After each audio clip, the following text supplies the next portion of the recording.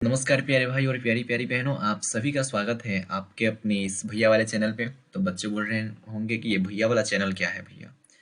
तो जाके देखिए, ठीक है, चैनल पे घूमिए, प्लेलिस्ट में देखिए कि क्या क्या है इस भैया वाले चैनल पे। तो आज हम लोग का जो ये ऑब्जेक्टिव सेशन है, इसका पार्ट 3 है। पार्ट 3 का वीडियो है ये, ठीक है, जिसमें हम लोग इससे पहले 5 चैप्टर का ऑब्जेक्टिव कवर कर चुके हैं और ये 6th और 7th चैप्टर का है, ठीक है। एक लेख और एक पत्र और ओ सदा नीरा का आज हम लोग ऑब्जेक्टिव कवर कर रहे होंगे, ठीक है। तो बच्चे बोल रहे होंगे कि भैया आप बताओ अपना का हाल चाल। भैया हमरो ठीक है। तो आज क्या है आपके सामने, ये जो क्वेश्चन आ रहे हैं, जो क्वेश्चन आपको नहीं पता होगा उस वक्त वीडियो को थोड़ा पॉज कर लेना, ज्यादा नहीं, ज्यादा लेट नहीं करना है, वीडियो को थोड़ा देर के लिए पॉज करना और जल्दी से उसे याद कर लेना। तो 3 बार जल्दी से पढ़ लो ना, तो वो क्लियर हो जाएगा, ठीक है। तो आज क्या है कि एक लेख और एक पत्र को कवर करने जा रहे हैं और साथ में ओ सदा नीरा भी कवर कर लेंगे, ठीक है। ये ऑब्जेक्टिव सेशन हिंदी इंग्लिश का है, ठीक है, दोनों साथ में चल रहे हैं। ये जो प्लेलिस्ट है उसमें हिंदी और इंग्लिश वाले सेक्शन में जाइए और देख सकते हैं। एक लेख और एक पत्र के रचनाकार कौन है, जल्दी बताइए। नामवर सिंह, मोहन राकेश, भगत सिंह या फिर अमधारी सिंह दिनकर। तो सबको पता है कि जो भगत सिंह है वो किसके रचनाकार है भैया।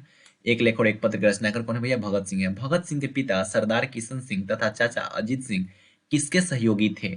बाल गंगाधर तिलक, लाला लाजपत राय, बिपिन चंद्र पाल या फिर इनमें से कोई नहीं। तो बताइए कि भगत सिंह के जो पिता थे और चाचा थे वो किसके सहयोगी थे। तो सबको पता है कि लाला लाजपत राय के वो सहयोगी थे। किसके सहयोगी थे, लाला लाजपत राय के सहयोगी थे। कौन थे उसके चाचा, उनके चाचा और उनके जो पिता है, ठीक है, वो दोनों जो थे, ठीक है। नेक्स्ट क्या है कि भगत सिंह ने अपने नेतृत्व में पंजाब में नौजवान भारत सभा का गठन कब किया। ये भी पूछा जा सकता है कि भगत सिंह ने अपने नेतृत्व में पंजाब में किस सभा का गठन किया। तो पंजाब में नौजवान भारत सभा का गठन किया और कब किया, 1923 में, 24 में, 25 में, 26 में। जल्दी बताइए, जिनको पता है वो बताते जाओ, जिनको नहीं पता है वो याद करते जाएंगे, ठीक है। तो 1926 ईस्वी में उन्होंने क्या किया था, नौजवान भारत सभा का पंजाब में क्या किया था, गठन किया था। कब किया था भैया, 1926 में किया था। नेक्स्ट क्वेश्चन है कि भगत सिंह ने चंद्रशेखर आजाद के साथ मिलकर किस संघ की स्थापना की या फिर गठन की। स्वराज्य पार्टी, स्वतंत्र पार्टी, हिंदुस्तान समाजवादी, प्रजातांत्रिक पार्टी या फिर इनमें से कोई नहीं। तो भगत सिंह चंद्रशेखर आजाद जी के साथ मिलकर किस पार्टी का गठन किए हुए थे, जल्दी बताइए। ए, बी, सी या फिर डी। तो ऑप्शन सी जो है हिंदुस्तान समाजवादी प्रजातांत्रिक पार्टी, ऑप्शन सी इसका करेक्ट है क्या भैया, हिंदुस्तान समाजवादी प्रजातांत्रिक पार्टी, ऑप्शन सी इसका करेक्ट है। नेक्स्ट बात है भैया कि भगत सिंह किस उम्र में क्रांतिकारी गतिविधियों में शामिल हुए। 10 वर्ष की उम्र में, 12 वर्ष की उम्र में, 15 वर्ष की उम्र में या फिर 20 वर्ष की उम्र में। आई थिंक 12 वर्ष की उम्र में, देखते हैं। हाँ, 12 वर्ष की उम्र में वो जो थे वो गतिविधियों में शामिल हो गए, मतलब क्रांतिकारी गतिविधियों में। आजकल हम लोग 12 साल की उम्र में हम लोग को कुछ पता भी नहीं था, लेकिन ये तो थे कि भैया 12 साल इतना उम्र था और इसमें ये क्रांतिकारी बन गए थे, ठीक है। इनका एक बहुत ही किस्सा प्रचलित है कि जब इनकी माँ ने इन्हें बोला शादी के लिए, ठीक है, तो इन्होंने बोला कि मैं किसी एक लड़की को अपना ये शरीर नहीं दे सकता हूँ, मैंने अपना शरीर इस पूरे देश को समर्पित कर दिया, पूरे देश को ये शरीर दे दिया। ये लाइन मुझे बहुत ज़्यादा अच्छा लगता है और बहुत बहुत ज़्यादा अच्छा लगता है, ठीक है। ऐसा होना भी चाहिए, ऐसा देशभक्त होना चाहिए जो देश के लिए कुछ भी कर सकते हैं। तो भगत सिंह को आज भी सैल्यूट करते हैं, हाँ, जय हिंद। भगत सिंह को कांग्रेस तथा महात्मा गांधी से मोहभंग कब हुआ। भगत सिंह को कांग्रेस तथा महात्मा गांधी से मोहभंग कब हुआ, 1920 में, 21 में, 22 में या फिर 23 में। जल्दी बताइए, जल्दी जल्दी जल्दी जल्दी जल्दी जल्दी। 1920 में, 21 में, 22 में या फिर 23 में भगत सिंह को कांग्रेस तथा महात्मा गांधी से मोहभंग कब हुआ, जल्दी बताइए।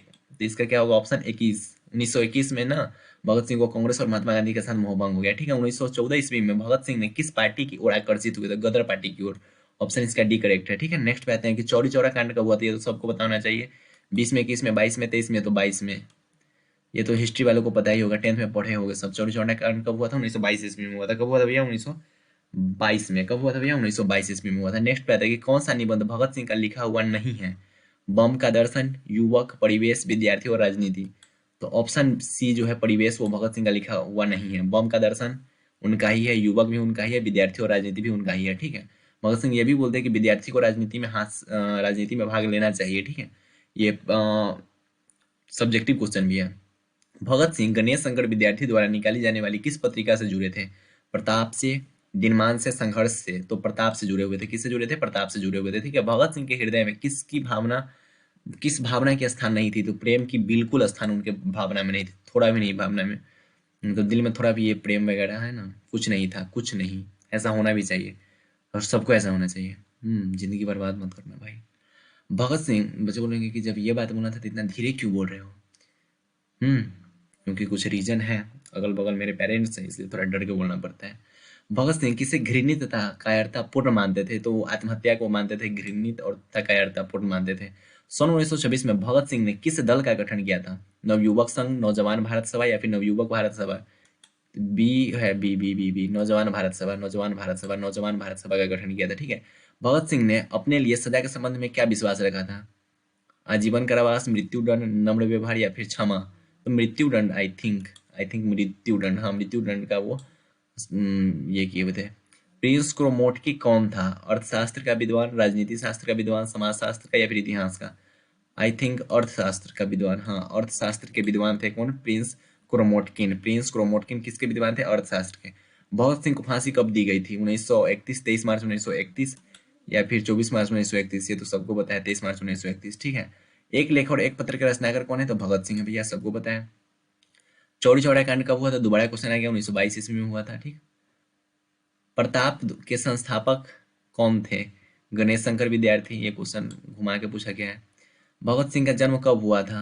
1907 में, 8 में, 10 में या फिर 9 में? 7 में ही, हाँ 28 सितंबर 1907 ईस्वी में हुआ था। ये सब डेट याद करना होगा, ठीक है। थोड़ा देर रोक के और थोड़ा इसको याद कर जाना। भगत सिंह के चाचा का नाम क्या था? तो अजीत सिंह, ठीक है। भगत सिंह के चाचा का नाम क्या था? अजीत सिंह था। भगत सिंह के चाचा का नाम क्या था? अजीत सिंह। विद्यार्थी और राजनीति शीर्षक निबंध किसने लिखा हुआ है? तो भगत सिंह लिखे हुए हैं, उस वक्त आया था क्वेश्चन, ठीक है। दोबारा क्वेश्चन आया, मतवाला पत्रिका कहाँ से निकलती है? पटना से, कानपुर से, वाराणसी से या फिर कलकत्ता से? आई थिंक कलकत्ता से, ठीक है। कलकत्ता से निकलती है। मतवाला पत्रिका कहाँ से निकलती थी? कलकत्ता से, ठीक है। कलकत्ता जिसको कोलकाता बोला जाता है, तो मतवाला पत्रिका कहाँ से निकलती थी? कोलकाता से भैया। नेक्स्ट पे आते हैं कि भगत सिंह प्रभावित थे, किससे प्रभावित थे? महात्मा गांधी से, कार्ल मार्क्स से, फ्रायड से या फिर एडलर से? आई थिंक कार्ल मार्क्स से वो प्रभावित थे, हाँ कार्ल मार्क्स से वो प्रभावित थे, ठीक है। भगत सिंह किससे प्रभावित है? कार्ल मार्क्स से प्रभावित है। मैं नास्तिक क्यों हूँ, यह किसका लेख है? तो भगत सिंह का लेख है भैया, कि मैं नास्तिक क्यों हूँ, नास्तिक क्यों हूँ मैं, ये भगत सिंह का लेख है। बंदी जीवन किसकी कृति है? रविंद्रनाथ ठाकुर, माइकल मधुसूदन? ए और बी में से कौन है भैया? सचिंद्रनाथ सान्याल। अच्छा याद कर देना इसको, ठीक है। बंदी जीवन किनकी कृति है भैया? सचिंद्रनाथ सान्याल की कृति है, ठीक है। Sachindranath Sanyal, option D correct है, ठीक है। भगत सिंह की शहादत कब हुई थी? तो 23 मार्च 1931 ईस्वी को शहादत हुई थी, या फिर शहीद हुए थे, या फिर उनको मृत्यु दंड कब मिली थी, ठीक है, ये भी हो सकता है। तो भगत सिंह ने किसको पत्र लिखा था? बापू को, नेहरू को, सुखदेव को, राजगुरु को? आई थिंक सुखदेव, हाँ सुखदेव को पत्र लिखा था, ठीक है। भगत सिंह ने किसको पत्र लिखा था भैया? सुखदेव को लिखे थे। किन को पत्र लिखे थे? सुखदेव जी को लिखे थे, ठीक है। कुलबीर सिंह और कुलतार सिंह भगत सिंह के कौन हैं? चाचा है, मामा है, भाई है और भतीजा? तो भाई है, भाई भाई। कुलबीर सिंह और कुलतार सिंह भगत सिंह के कौन थे भैया? भाई थे, ठीक है। कुलबीर और कुलतार कौन थे? भगत सिंह के भाई थे, ठीक है। गणेश शंकर विद्यार्थी किस पत्र का संपादन करते थे? तो प्रताप का, ऑप्शन डी इसका करेक्ट है, प्रताप का, ठीक है, प्रताप। नेक्स्ट पे आता है कि भगत सिंह ने अपने मित्रों के साथ केंद्रीय असेंबली में बम कब फेंका था? 10 अप्रैल को, 8 अप्रैल को, 16 अप्रैल को या फिर 18 अप्रैल को? तो इसका ऑप्शन बी करेक्ट होगा कि 8 अप्रैल को, 8 अप्रैल 1929 को फेंका हुआ था। 8 अप्रैल 1929 को फेंके हुए थे, ठीक है, 8 अप्रैल 1929 को। तो ये हम लोग का जो एक लेख और एक पत्र के है वो 31 ऑब्जेक्टिव कवर कर चुके हैं हम लोग। नेक्स्ट पे चलते हैं ओसा दानीरा पे, उसको भी थोड़ा फास्टली कवर करेंगे। और जो क्वेश्चन आपको नहीं पता है, मैं बार बार बोल रहा हूँ कि वीडियो को थोड़ा पॉज करके 2-3 बार उसे पढ़ जाना, वो कंप्लीट हो जाएगा तो हो जाएगा, ठीक है। क्योंकि ज्यादा कुछ दिमाग इसमें लगाना नहीं, इसमें याद करने वाली बातें हैं।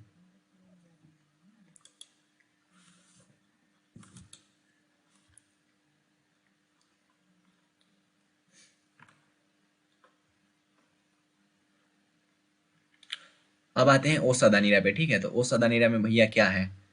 तो ओ सदानीरा क्या है? निम्नलिखित में से कौन सी रचना जगदीश चंद्र माथुर की है? मतलब जो ओ सदानीरा है वो कौन लिखे हुए थे? तो जगदीश चंद्र माथुर लिखे हुए हैं, ठीक है। तो जगदीश चंद्र माथुर लिखे हुए हैं ओ सदानीरा, तो इसका option C is correct here, option C is correct here, ठीक है। जगदीश चंद्र माथुर लिखे हुए हैं ओ सदानीरा।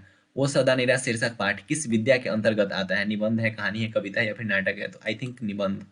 तो ओ सदानीरा क्या है? एक निबंध है। ओ सदानीरा क्या है भैया? एक निबंध है। ओ सदानीरा क्या है? एक निबंध है, ठीक है। ओ सदानीरा क्या है? निबंध है, ठीक है। जगदीश चंद्र माथुर मूलतः क्या थे? निबंधकार थे, कहानीकार थे, नाटककार थे या फिर उपन्यासकार थे? तो नाटककार थे, ठीक है। जगदीश चंद्र माथुर मूलतः क्या थे? नाटककार थे। जगदीश चंद्र माथुर मूलतः क्या थे भैया? नाटककार थे, ठीक है। क्या थे भैया? नाटककार। ओ सदानीरा निबंध बिहार के किस क्षेत्र की संस्कृति पर लिखी गई हुई है? तो चंपारण, मिथिला, तिरहुत या फिर सारण? तो चंपारण में ना बाढ़ के बाढ़ से रिलेटेड बातें इस पे लिखी गई हुई है। ओसा दनिया चैप्टर में बाढ़ से रिलेटेड बातें लिखी गई है, बाढ़ बाढ़, ठीक है। चंपारण के क्षेत्रों में नील की खेती, चंपारण के क्षेत्रों में बाढ़ का आना, ठीक है, जंगलों की कटाई, हाँ, अंग्रेजों द्वारा नीले किसानों पे अत्याचार, धांगड़, सब याद आ रहा होगा आपको, ठीक है, क्योंकि पढ़े होगे भाई आप लोग। ना पढ़े होगे तो कोई बात नहीं, देखते चलो, सुनते चलो, समझते चलो। चंपारण क्षेत्र में बाढ़ का मुख्य कारण क्या है? तो जंगलों की कटाई, ठीक है, अभी मैंने बोल ही दिया था, जंगलों का कटना। माथुर जी किस राज्य के शिक्षा सचिव नियुक्त हुए थे? मध्य प्रदेश के, आंध्र प्रदेश के, बिहार के या फिर उत्तर प्रदेश के? तो मध्य प्रदेश के शिक्षा सचिव वो नियुक्त हुए थे। कौन भैया? माथुर जी, मतलब जगदीश चंद्र माथुर जो थे वो मध्य प्रदेश के शिक्षा सचिव नियुक्त हुए थे, ठीक है। नेक्स्ट पे आते हैं भैया कि 12वीं सदी में लगभग 300 वर्ष तक किस वंश का शासन था?